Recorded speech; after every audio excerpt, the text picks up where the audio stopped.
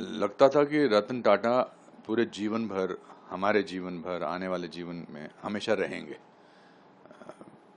क्योंकि कुछ लोग, आप उनको हमेशा मिलते नहीं हैं, बट उनका एहसास देश के इंफ्रास्ट्रक्चर में नज़र आता है, देश के चैरिटी इंस्टीट्यूशन में नज़र आता है, देश के आबो हवा में नज़र आता है, अच्छाई में नज़र आता है।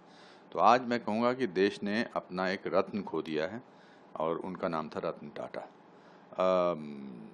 मेरी मुलाकात उनसे कुछ साल पहले लंदन में हुई थी।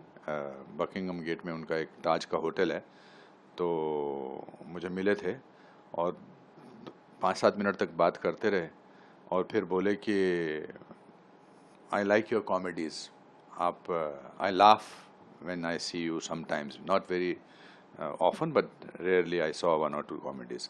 बट उसके अलावा आई थिंक किसी इंसान को अगर अपना आदर्श बनाना है तो उसमें रतन टाटा सबसे ऊपर नंबर पर आएंगे। चाहे वो चैरिटी के नाम पर हो, चाहे वो गिविंग के नाम पर हो, चाहे वो प्रिंसिपल्स के नाम पे हो, चाहे वो अनुभवों के नाम पर हो, और किस तरह से क्वाइटली काम अच्छा करना चाहिए। इंडस्ट्रियलिस्ट तो नज़र ही नहीं आते थे। वो टाटा का इंडस्ट्रियलिस्ट होना ज़्यादा ध्यान में नहीं आता था, पर टाटा का गिवर, एक चैरिटेबल नेचर, वो हमेशा ध्यान में रहता था। हमारे यहाँ तो मुहावरा था ना कि अपने आप को टाटा पर समझता है क्या, तो ये वैसे टाटा हैं जिनको कभी टाटा करने का दिल नहीं करेगा। बट उनकी लेगेसी अच्छाई की, गुडनेस की, चैरिटी की, प्रिंसिपल्स की, ऑथेंटिसिटी की, आई थिंक हमारे लिए एक प्रेरणात्मक स्रोत रहेगी।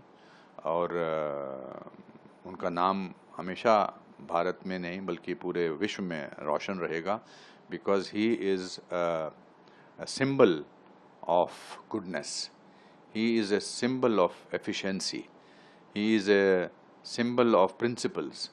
So वो याद दिलाते रहते हैं कि ये इंसान जो है ऐसा, अगर मैं 10% भी बन सकूं तो मैं अपने आप को बहुत ही खुश नसीब समझूंगा। मैंने तो उनके इतने इतने किस्से सुने हैं कि वो अपनी गाड़ी में, छोटी गाड़ी में आते थे, कोई ऐसा उनका ऑफिस नहीं था, तो सिंप्लिसिटी, घर भी छोटा था, हाँ बिल्कुल।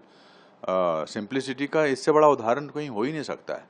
अब मैं ये कहना चाहूँगा कि रतन टाटा जी ने अपनी अमीरी का एहसास तो हमें कराया ही नहीं, क्योंकि उन्होंने अपनी अमीरी का एहसास नहीं कराया, तो इसलिए हमें अपने छोटे होने का एहसास कभी नहीं हुआ। वरना Taj group of hotels, Taj properties, Taj finance, Taj ये गाड़ियाँ, कितनी सारी चीज़ें हैं। और मैंने अभी सुना है कि सबसे ज़्यादा चैरिटी में वही देते थे। His contributions and his families contribution is unbelievable. मतलब शब्द कम पड़ते हैं उनके बारे में बोलने के लिए। कभी कभी मौन जो है, कभी कभी चुप रहना जो है, वो ज़्यादा अच्छा लगता है कि ऐसे आदमी के बारे में मैं क्या बोलूं।